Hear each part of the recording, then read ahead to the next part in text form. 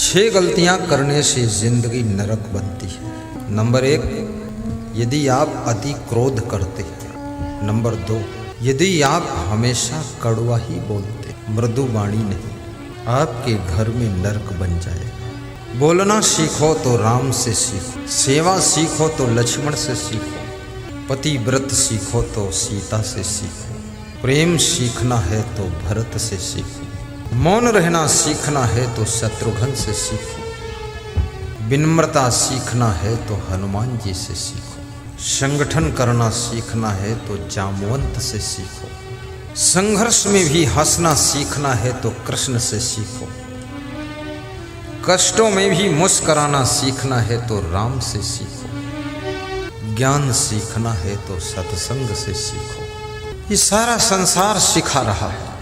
ये पेड़ पौधे भी शिक्षा दे रहे, पशु पक्षी भी शिक्षा दे रहे, हर नर नारी आपको कुछ सिखा रहा है। सीखो। माँ भी सिखाती है, पिता भी सिखाता है। सिखाने वालों की कमी नहीं, सीखने वालों की कमी है। और यदि सीखने की कला आ गई है, कम उम्र में तुम बहुत योग्य हो जाओगे। साहिब बंदगी करना भी सीखो। ऐसे अंजलि बांधकर सिर झुकाकर बोलो, साहिब बंदगी। वफादारी सीखना है तो कुत्ते से सीखो, मधुर बोलना सीखना है तो कोयल से सीखो, हर जगह से अच्छाइयाँ सीखो। कटुकाचा वाणी। तीसरी गलती दरिद्रता। जिसके घर में दरिद्रता है उसके घर में भी नरक बन जाता है। अपने घर में दरिद्र मत आने दो। और दरिद्र से यदि बचना चाहते हो, मानस में लिखा है, काकभूषुंडी जी गरुड़ जी से कहते हैं, गरुड़ जी ने प्रश्न पूछा कि सबसे बड़ा सुख कहाँ है और सबसे बड़ा दुख कहाँ है। काकभूषुंडी उत्तर दे रहे हैं, संत मिलने समय सुख जग नाहि, नहीं दरिद्र सम दुख जग माही। संत मिलन सुख जग नाहि, नहीं दरिद्र सम दुख जग माही। संत मिलन से बड़ा सुख नहीं। अभी बेलदौर खगड़िया जिले से मैं सत्संग करके आया, जो मुख्य आयोजक से श्री संजय शर्मा, उनकी धर्मपत्नी श्रीमती बेबी रानी शर्मा मुखिया हैं 10 साल से। तो उनकी तीसरी मंजिल पर मैंने देखा 15-20 सिलाई मशीनें लगी हुई। तो हमने कहा ये क्या है? बोले, गुरुदेव आपका सत्संग कराने के लिए इनकम सोर्स बढ़ाया है। रेडीमेड कपड़े 15 टेलर लगाकर सिलवाते हैं और वे कपड़े हम बेच देते हैं। उसी के प्रॉफिट में आपका सत्संग हो जाता है।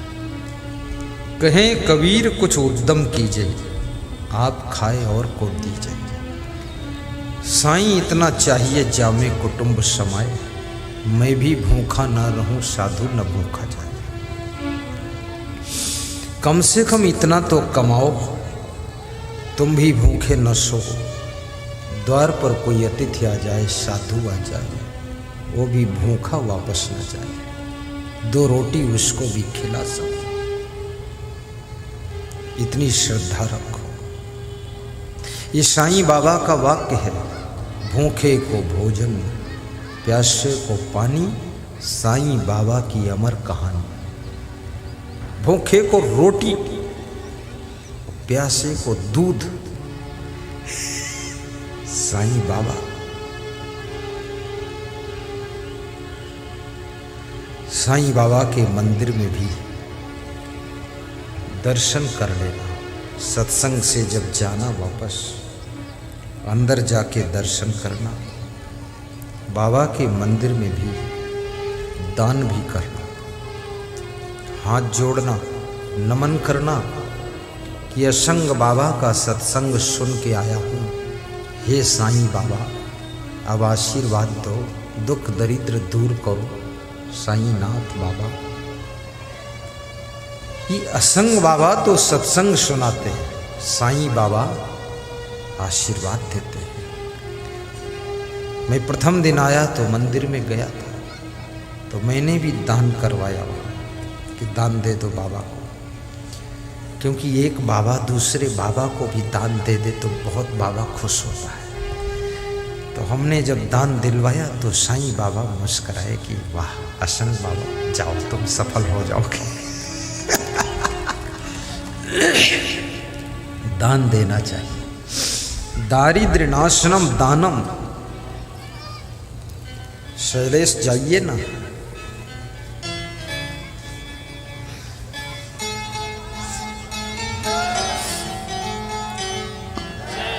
दान करने से दरिद्र का नाश होता है। याद रखना, आपके घर में कितना दरिद्र हो, दान करना शुरू कर दो। एक छोटा सा दान पात्र बना लो। सवेरे जब पूजा करो गुरुदेव की, उसमें श्रद्धा अनुसार दान डाल दो। जब गुरुदेव का दर्शन करो साल में 2 बार 5 बार, वो दान पात्र उनको अर्पित करो। ऐसा आशीर्वाद फलित होगा। श्रद्धा से दान देना चाहिए। आस्था से दिया हुआ दान तुम्हारे विकास का बंद रास्ता भी खोलता है। श्रद्धा से दिया हुआ दान तुम्हारी उन्नति की खिड़कियों को खोल देता है। दारिद्र्य नाशनम दानम। खेत में गेहूं बोने से खेत तुमको लाखों गुना वापस लौटा देता है। दान करना ऐसे ही है जैसे खेत में गेहूं का बोना फलित होगा।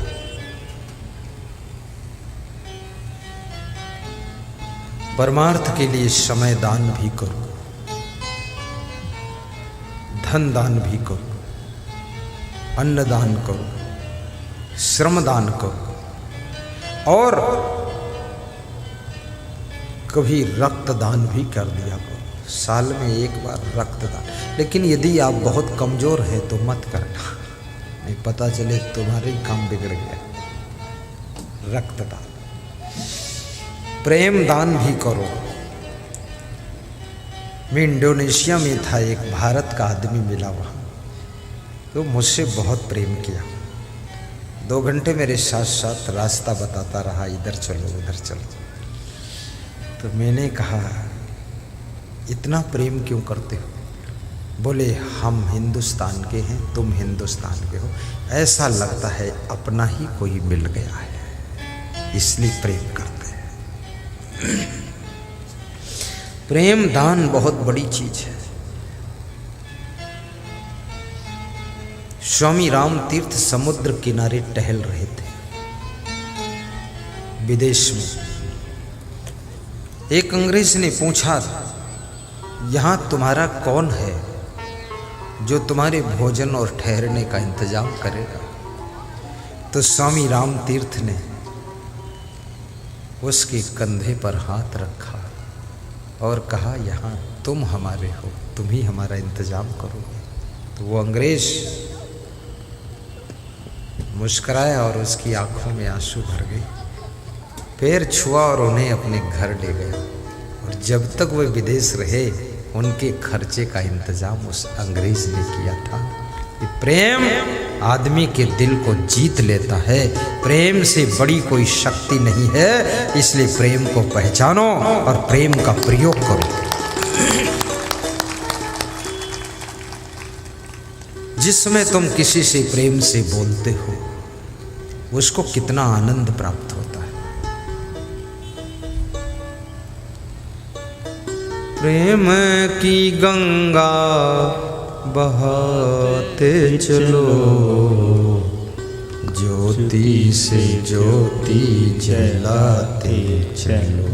गाओ। ज्योति से ज्योति जलाते चलो। जो नारियां चाहती है कि मेरा पति बीमार ना हो, बस एक काम करना, अपने प्रेम की गंगा बहाते चलो। जो पुरुष चाहते हैं मेरी वाइफ बीमार ना हो, वाइफ से बहुत प्रेम रखना। बीमार प्रेम एक दवाई है, प्रेम इलाज है, प्रेम ट्रीटमेंट है, प्रेम बहुत बड़ी चीज है। प्रेम की गंगा बहाते चलो। प्रेम की गंगा बहाते चलो। ज्योति से ज्योति जलाते चलो। ज्योति से ज्योति जलाते चलो। मार्ग में आए दीन दुखी जो, मार्ग में आए दीन दुखी जो, सबको हृदय लगाते चलो। सबको हृदय लगाते चलो। प्रेम की गंगा बहाते चलो। प्रेम की गंगा बहाते चलो। ज्योति से ज्योति जलाते चलो। ज्योति से ज्योति जलाते चलो। प्रेम की गंगा बहाते चलो। प्रेम की गंगा बहाते चलो। प्रेम की गंगा बहाते चलो। बोलिए सद्गुरु भगवान की जय। तो नंबर 3, अपने घर में दरिद्र मत आने दो। और दरिद्र कैसे नहीं आएगा? यदि आप 3 काम करोगे तो आपके घर में दरिद्र कभी नहीं आए। नंबर 1, मूर्खों का सम्मान मत करो, बुद्धिमानों का सम्मान करो। नंबर 2, अन्न का अपमान न करो, अन्न का आदर करो, अन्न को फेंको मत। अहमदाबाद में गुणवंत भाई दबे कि घर में संत हमारे गए, खिचड़ी बनाया तो खिचड़ी बच गई, आइडिया नहीं था उनको, तो उन्होंने खिचड़ी रख लिया और सवेरे गरम करके फिर से छौंक करके खा रहे थे बासी खिचड़ी। तो मैंने पूछा, दबे साहब आप बासी खिचड़ी खा रहे थे?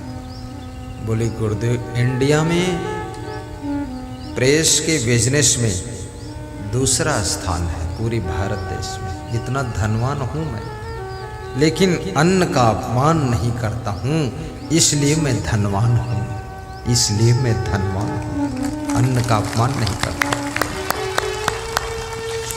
कितने लोग भोजन खाते हैं, थोड़ी सब्जी फेंक देंगे, थोड़ा पूड़ी फेंक देंगे, थोड़ी खीर फेंक देंगे, रोज खाते हैं, रोज फेंकते हैं, रोज खाते हैं, रोज आइडिया नहीं लगा पाते हैं। कितना भूख है, लालची आदमी ज्यादा ले लेते हैं, खा नहीं पाते हैं तो फेंक देते हैं। अपने खाने का भी आइडिया नहीं, इतना क्यों लेते हो? आहा, अन्न को जो फेंकता है। नासिक में सीताराम बापा के कैंप में भंडारा चल रहा था, तो मैं देखने गया दर्शन के लिए, तो सब लोग आ गए, बहुत प्रेम किया उन्होंने। तो हमारे साथ कुछ भक्त गए थे, वो खाने के लिए बैठ गए, उन्होंने खाने के लिए आग्रह किया और आग्रह किया तो वहाँ जाकर बैठ गए। हम संत लोग तो नहीं खाए, वो लोग खाने लगे जो भक्त थे, गृहस्थ लोग। तो उसमें एक भक्त जो है कुछ खाया, कुछ बचाया, कुछ पत्तल में लपेटा और फेंकने जा रहा था। तो वहाँ के कार्यकर्ता ने देख लिया, बोले रुको, ये फेंकने जा रहे हो, बैठ कर खाओ। तो फिर बैठकर खाने लगे। फिर थोड़ा सोचा कि अब लोग चले गए, कोई नहीं, तो फिर बचा, फिर फेंकने चले तो फिर पकड़ लिया किसी ने, ये उठो वापस लौटो। तो मेरे से उसी भक्त ने बताया कि मेरी ये दशा हुई है, अन्न को फेंकने से तुम्हारे घर से लक्ष्मी भी फेंक जाती है, अन्न का सम्मान करने से लक्ष्मी खुश होकर के तुम्हारे घर में डेरा डाल देती है। इसलिए अन्न का अपमान न करना।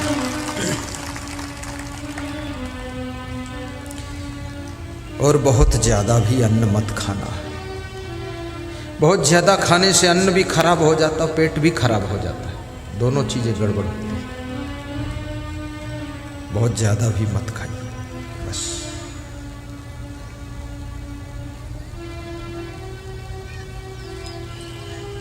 पेट की मोटर में खाने की सवारी कम भरो।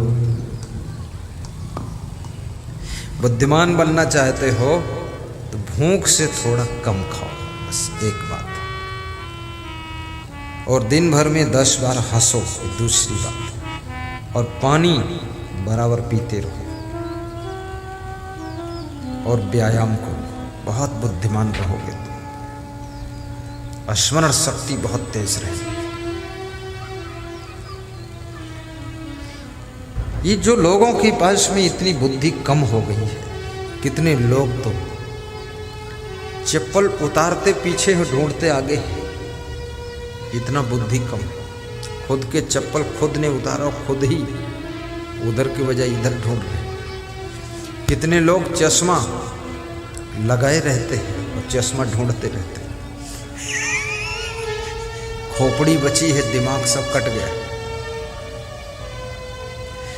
कितनी महिलाओं के किचन में सब सामान है, पूरे घर में ढूंढती रहती, जीरा धनिया मिर्चा, कुछ पाती ही नहीं। कहती है दिमाग कट गया है। चलो अच्छा हुआ दिमाग ही कटा, कहीं खोपड़ी कट जाती तो क्या होता। ज्यादा टेंशन करोगे दिमाग कट जाएगा, ज्यादा जागोगे दिमाग कम हो, ज्यादा सोओगे तो बुद्धि कम हो जाएगी, ज्यादा खाओगे तो भी बुद्धि कम हो जाएगी। बुद्धि घटे बहु भोजन खाए।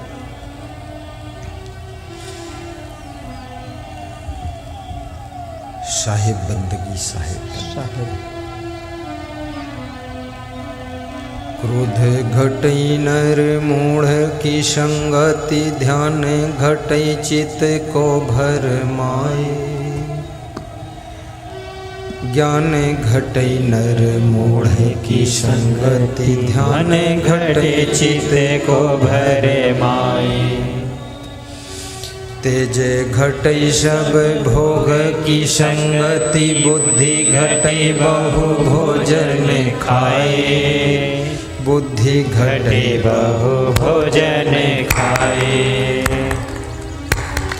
प्रेम घटई नित ही कुछ मांगत, माने घटई नित पर घर जाए। मान घटई नित पर घर जाए। मान घटई नित पर घर जाए। दयाल कहे सुन रे नर मूर्ख, पाप घटे हरि के गुण गाए। पाप घटे हरि के गुण गाए। पाप घटे हरि के गुण गाए। तीसरी चीज, दाम्पत्य कलहो नास्ति। जो लोग चाहते हैं हमारे घर में लक्ष्मी रहे, दरिद्र न रहे, जिनके घर में दंपति जीवन में कलह कलेश नहीं होता है, पति पत्नी में झगड़ा नहीं होता है, उस घर में लक्ष्मी निवास करती है। श्री स्वयं आगता है, लक्ष्मी स्वयं आकर रहती है।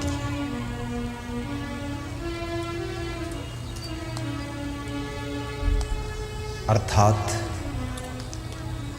जिस घर में प्रेम निवास करता है, उसी घर में लक्ष्मी निवास करती है। किसी गांव में 3 संत भजन कर रहे थे। चबूतरे पर बैठे हुए भजन कर रहे थे, खंजड़ी बजाकर भजन गा रहे थे। भजन बहुत गाया, लेकिन शाम तक कोई भी उनको भोजन नहीं दिया। गांव के लोग आते थे, देखते थे, सुनते थे, चले जाते थे, भोजन नहीं दिया। तो जिनके घर के सामने चबूतरे पर बैठे भजन गा रहे थे, उस घर के लोग दयालु किस्म के थे। बोले, ये बाबा लोग सुबह से भजन गा रहे हैं, इनको भोजन मिला कि नहीं मिला?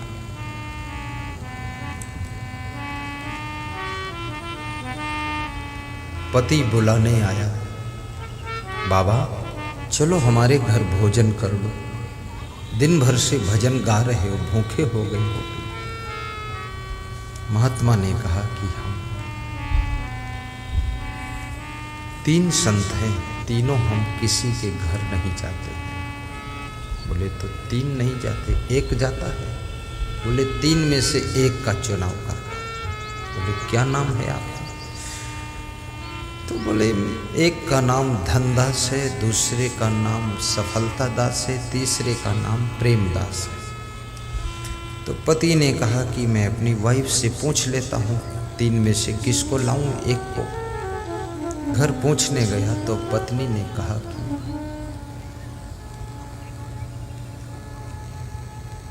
सोच लो भाई, 1 को लाना है तो 2 क्या खाएंगे? 1 बाबा को भोजन दोगे, 2 बाबा भूखे रह जाएंगे। तो पति ने कहा, उनके लिए टिफिन भेज देंगे। तो पत्नी ने कहा, कुछ ऐसा उपाय हो जाए कि तीनों बाबा आ जाएं, यहीं खा लो। बेटी ने कहा कि धनदास को बुलाओ, अपने घर में धन भी हो जाएगा। ठीक है। पति ने कहा, सफलता दास को लाऊं तो सफलता मिलेगी, तो धन भी होगा, सब हो जाएगा। पत्नी ने कहा, नहीं नहीं, तुम प्रेमदास को बुलाओ, जाओ। पति गया, प्रेमदास को बुला लाया। प्रेमदास आए, बैठे तो देखा कि धनदास और सफलता दास भी पीछे पीछे आकर खड़े हैं। तो पति ने पूछा कि मैं तो केवल प्रेमदास को लाया था, तो ये तीनों दास कैसे आ गए? तो बाबा लोगों ने कहा कि जहाँ प्रेमदास रहते हैं वहीं सफलता दास भी रहते हैं और वहीं धनदास भी रहता है। अर्थात जिसके घर में प्रेम रहता है उसी के घर में सफलता रहती है, और जहाँ सफलता रहती है वहीं धन दौलत भी रहती है। ये प्रेम का खेल है। जहाँ सुमति तहाँ संपत्ति नाना, जहाँ कुमति तहाँ विपत्ति निधाना। जहाँ सुमति तहाँ संपत्ति नाना, जहाँ कुमति तहाँ विपत्ति निधाना। जहाँ सुमति तहाँ संपत्ति नाना, जहाँ कुमति तहाँ विपत्ति निधाना। दरिद्रता। चौथी गलती, स्वजनेषु वैरम। जो लोग अपने स्वजनों से, कुटुंबी जनों से, परिवार वालों से बैर रखते हैं, वाह वाह, धन्य हो माता। जो अपने कुटुंबियों से बैर रखते हैं। कितने लोग भाई भाई से बहुत बैर है, पड़ोसी से बड़ी मिठास है, देवरानी जेठानी में बिल्ली और कुत्ते जैसा रिश्ता है, एक दूसरे को देखकर गुर्राती है, और पड़ोसी स्त्रियों से बड़ी राम राम है। पड़ोसी स्त्रियों से बोलती, आओ सहेली, सहेली चली अलबेली। अरे सबसे बड़ी सहेली देवरानी जेठानी, मिलकर गोतनी गोतनी बोलते ना यहाँ, गोतनी गोतनी में गोता लगाओ, गोतनी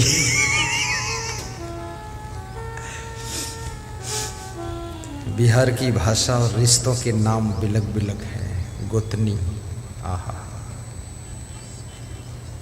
साहिब बंदगी साहिब। तो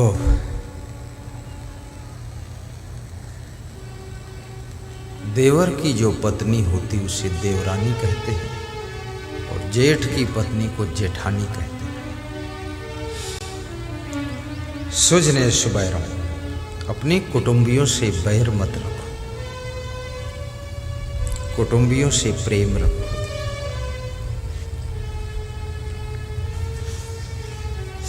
सुजने सुबैरम।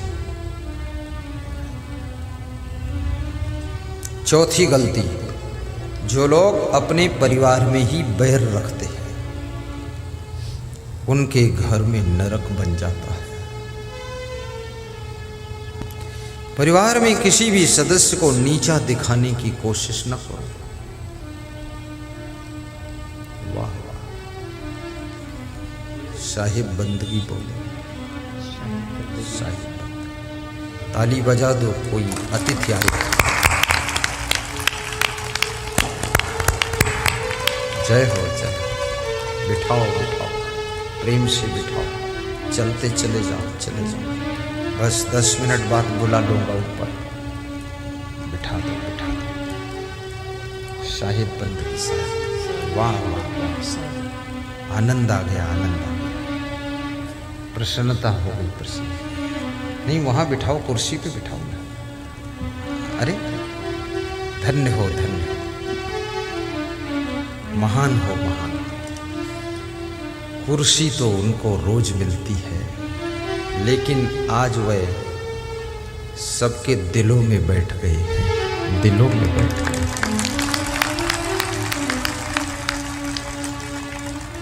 विनम्र और बुद्धिमान स्वरूप है उनका।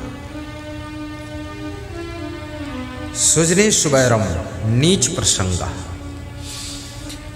और जो व्यक्ति, चौथी पांचवी गलती, यदि आप जिनके नीच विचार हैं, नीच कर्म है, नीच आचरण है,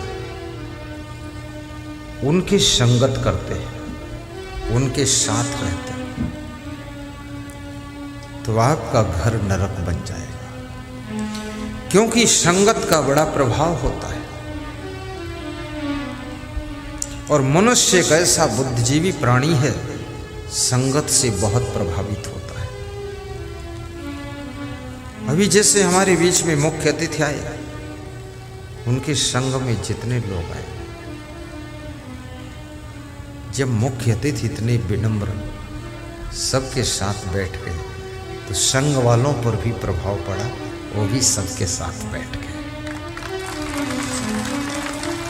अभिमानी का संग करने से अपने भीतर भी अभिमान जागृत हो जाता है, लोभी की संगत से लोभ जागृत होता है। अभी आरती की थाल का दर्शन होता है, तुम्हारे पड़ोस में कोई लोभी व्यक्ति बैठा है, आरती की थाल में 1 रुपया दान नहीं डालता, तुम प्रभावित हो जाओगे, तुम भी 1 रुपया दान नहीं डालोगे, सोचोगे इसने नहीं डाला तो हम भी नहीं डालेंगे, ठीक है। लेकिन पड़ोसी अगर 10 रुपये डाल देता है तो तुम खुश होकर 20 डाल देते हो। अच्छा और बुरा दोनों प्रभाव पड़ता है आपके ऊपर। इसलिए याद रखना, जीवन का सही निर्माण करना चाहते हो तो महान लोगों की संगत कीजिए और सज्जनों की संगत कीजिए, बुद्धिमानों की संगत कीजिए, चरित्रवानों की संगत कीजिए, सफल व्यक्तियों की संगत कीजिए, जो बहुत आगे बढ़ चुके उनकी संगत कीजिए। और संगत आपकी जिंदगी की रंगत बदलती। याद रखना, पानी वही है जब चाय की संगत कर लेता है, आधा कप पानी 5 रुपये का बिक जाता है, फिर उसे पानी नहीं कहा जाता है, उसे चाय कहा जाता है। चाय का नाम बदलता है। और वही पानी दूध की संगत कर लेता है, 50 रुपये किलो बिक जाता है। खाली संगत क्या है तो कितने लोग पानी को दूध की संगत खूब कराते हैं, खूब बेचते हैं, और वही पानी मिट्टी की संगत करता है तो कीचड़ बन जाता है, जहाँ लगता है गंदा कर देता है। और वही पानी साबुन की संगत को पाकर उस लगे हुए कीचड़ को धोकर साफ कर देता है। और वही पानी गुरु के चरणों की संगत पाता है तो चरणामृत बन जाता है, जिसको पान करने से जीव भवसागर से पार हो जाता है।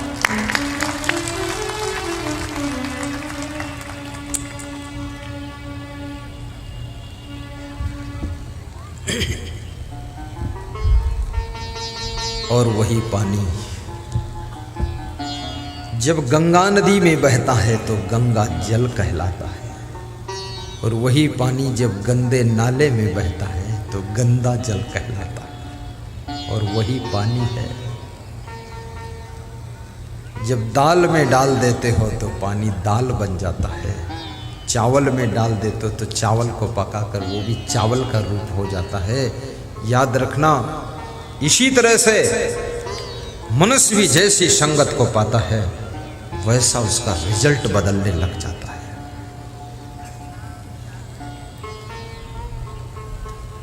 दानव मानव थई जाई संतो न संग मा। दानव मानव थई जाय संतो न संग मा। पापी पावन थई जाई संतो न संग मा। पापी पावन थई जाय संतो न संग मा।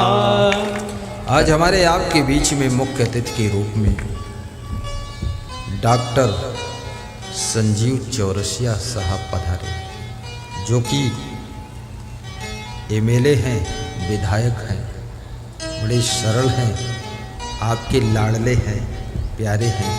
आपने वोट दिया है, जिताया है। आज फिर से वह आपके दिल को जीतने के लिए आए हैं कि सबका दर्शन करके, गुरु के दर्शन के साथ साथ गुरु के भक्तों का भी दर्शन करने की प्यास लेकर आए। मैं कहूँगा सबको प्रणाम करने चौरसिया साहब, खड़े होकर हाथ जोड़कर सबकी तरफ देखकर सब लोग ताली बजाकर अभिनंदन करें। धन्य हो। वाह विराज जी, हमारे राम अनेक ठाकुर साहब मुख्य आयोजक बड़े खुश हो रहे हैं। खड़े हो जा ठाकुर साहब, ये बहुत मेहनत किया है। साईं बाबा ट्रस्ट वालों ने बहुत मेहनत किया, उन्हीं की ओर से समागम हो रहा है। वास्तव में समागम में जब श्रोता लाभ लेते हैं, आयोजक मंडल का मन प्रसन्नता से भर जाता है कि अच्छा हुआ।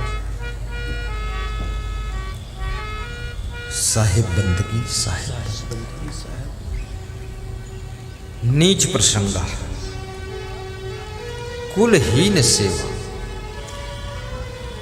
नीच वह नहीं है जो किसी छोटी जाति में पैदा हो, और जाति कोई न छोटी है न बड़ी है। जाति में जन्म लेने वाले छोटे बड़े महान ऊंचे नीचे होते हैं। अगर उनके विचार महान हैं, तो किसी भी जाति में जन्म लिया हो वो व्यक्ति महान कहलाता है। जाति क्या करेगी? कुलहीन सेवा और जो चरित्रहीन है, विचारहीन है, विवेकहीन है, गुणहीन है, कर्महीन है, उनकी सेवा मजबूरी में जिनको करना पड़ता है, उनकी जिंदगी भी नरक हो जाती है। स्वयं तो पवित्र आत्मा है, पर किसी गंदे व्यक्ति की सेवा करना पड़ रहा है, ऐसी मजबूरी आ गई। कुग्राम बासा कुलहीन सेवा, कुभोजनम क्रोधमुखी च भार्या, पुत्रस्य मूर्खा विधवा च कन्या, बिना घृणा खडे प्रदहन्ति कायम। ये 6 प्रकार के लोग बिना आग के रात दिन जलते रहते हैं। नंबर 1, कुग्राम वासा, जिनका घर दुष्टों के गांव में है। नंबर 2, कुलहीन सेवा, जिनको मजबूरी में भ्रष्ट लोगों की सेवा करना पड़ता है। नंबर 3, कुभोजनम, जिनको सुबह से लेकर शाम तक शुद्ध भोजन भी नसीब नहीं होता। नंबर 4, क्रोधमुखी च भार्या, जिनको पत्नी बहुत क्रोधी स्वभाव की मिली। अगर पति ने कह दिया दाल में नमक ज्यादा है, बोले अब कल से तुम बना लेना, मैं नहीं बनाऊंगा, इतना गुस्सा आ गया। पति ने बोल दिया जरा सुबह जल्दी उठ जाया करो, तो अगले दिन उठी ही नहीं, बताया सिर दर्द हो रहा, बताते रहो। ऐसी क्रोध करने वाली पत्नी मिली है। वह लोग बिना आग के निरंतर जलते रहते। पुत्रस्य मूर्खा, जिनको मूर्ख पुत्र मिला, स्कूल पढ़ने के लिए भेजो तो शहर में टहलता रहता है, ऑनलाइन मोबाइल पढ़ने के लिए दो तो गेम खेलता रहता है, समझाओ तो मुंह फुला के बैठता है, डांट दो तो घर से चला जाता, 2 घंटे आता ही नहीं। माँ बाप टेंशन में पड़ जाते। ऐसा मूर्ख पुत्र मिला है। सुबह याद करता, शाम को भूल जाता है, शाम को पढ़ता, सुबह सब फिर खोपड़ी साफ हो गई, कुछ याद नहीं। माँ बाप उसको मक्खन मलाई खिलाते हैं, कहीं से दिमाग बढ़ जाए इसका। और याद रखना, एक चौपाई याद कर लो, अतिशय रगड़ करे जो कोई, अनल प्रकट चंदन से हो। अगर आपने बहुत रगड़ी मारी है, कम बुद्धि होते ही भी तुमको सफलता मिल जाएगी। मेरे साथ में एक छात्र पढ़ता था, पढ़ने में कमजोर था, लेकिन रटता था, रगड़ी मारता था। शिल पर आवत जात ही, रसरी यावत जात ही, शिल पर बनत निशान, करत करते अभ्यास यही जड़मत होत सुजान। मैं तो संत हो गया, फिर वो इंजीनियर बना। तो मुझे मिला तो मैंने कहा कहाँ जा रहे संतोष? तो बोला ट्यूशन पढ़ने जा रहा हूँ। हमने कहा इंजीनियर तो हो गए ना? बोले इंजीनियर हो गया, इंग्लिश आती नहीं, ट्यूशन पढ़ रहा हूँ, रगड़ी मार रहा हूँ। आप अति मेहनत करोगे, सफलता जरूर मिल जाएगी। सही डिसीजन लीजिए। पुत्रस्य मूर्खा विधवा च कन्या, और जिनकी कन्या विवाह होने के 2-4 साल बाद विधवा हो गई, या छुड़ौती हो गई, या पति ने उसको भगा दिया, या स्वयं भाग कर आ गई घर में बैठी जवान कन्या, उसके माँ बाप उसको देखते हैं बिना आग में निरंतर जलते रहते हैं कि इसकी जिंदगी का क्या होगा। जवानी में घर वापस आकर बैठी। इसलिए इतने पुण्य कमाओ कि आपको विधवा ना होना पड़े। इतना अच्छा स्वभाव बनाओ कि आपको अपने पति से छुटकारा न मिले, उसके साथ जीवन बीत सके। गुणवान बनो, गम खाओ, सहनशीलता रखो। कितनी स्त्रियां रोती है जब पति से झगड़ा हो गया, अलग हो गई तो रोती है। मैंने कहा पहले तुम गुस्सा बहुत करती थी। बोले करती थी पर अब नहीं करती। तो उन्हें आप किससे करोगे, अब पति अलग ही हो गए। बोले कुछ ऐसा मंत्र मारो फिर हमको बुला ले तो ठीक है। मंत्र, सारे मंत्र आपके पास हैं, जिसको अपना बनाना चाहो तुम अपने मृदु वाणी से, सहनशीलता से, सद्गुणों से, सदाचार से, अच्छी आदतों से, सुंदर स्वभाव से उसको तुम अपना बना सकते हो। और यदि ये तुम्हारा स्वभाव बिगड़ गया, आदत बिगड़ गई, सहनशीलता नहीं रह गई, गम नहीं खा सकते हो, तो अपने भी पराये हो जाते हैं, अपने भी पराये हो जाते हैं। पर याद रखना, जिंदगी अकेली किसी की गुजरती नहीं है। संत भी बन जाओगे तो संतों की मंडली में रहना पड़ेगा। तुम सोचो घर बार छोड़कर मैं भाग जाऊं, छुट्टी कर दूं। अरे साधु बनो। मैं साधु बना ना, तुम्हें कितने साधुओं में रहना पड़ता है। 60-70 साधुओं की टोली में रहता हूं, और इतने महान संत, जिंदगी स्वर्ग हो गई, बड़ा सुख मिलता है, शांति, आनंद। स्वयं अच्छे बनो, सब अच्छे मिलते चले जाएंगे। आप सभी का जीवन मंगलमय हो। ये 6 चीजें मनुष्य की जिंदगी को नरक बना देती हैं। अत्यंत कोपः कटुका च वाणी, दरिद्रता च सुजनेषु वैरम, नीच प्रसंगा कुलहीन सेवा, चिन्हानि देहे नरक स्थिता। 4 चीजें मनुष्य की जिंदगी को स्वर्ग बनाती हैं।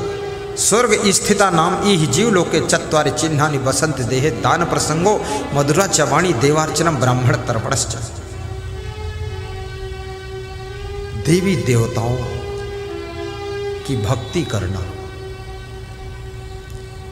जिनको ब्रह्म ज्ञान है, आत्म ज्ञान है, जिसको स्वरूप ज्ञान है, उनकी सेवा करना, मृदु वाणी बोलना, दान करना। दान का स्वभाव आपको संत महान पुरुषों के चरणों में पहुंचाता है। दान का स्वभाव आपको मंदिर में पहुंचाता है। दान का स्वभाव आपको तीर्थ स्नान करने पहुंचाता है। दान करने की आदत आपको सज्जनों के बीच में पहुंचाती है। और जहां सज्जन और संत और मंदिर और तीर्थ में आदमी पहुंचता है, वहां से संस्कार मिलते हैं। उन संस्कारों से उसका संसार सुंदर हो जाता है और जिंदगी स्वर्ग बन जाती है।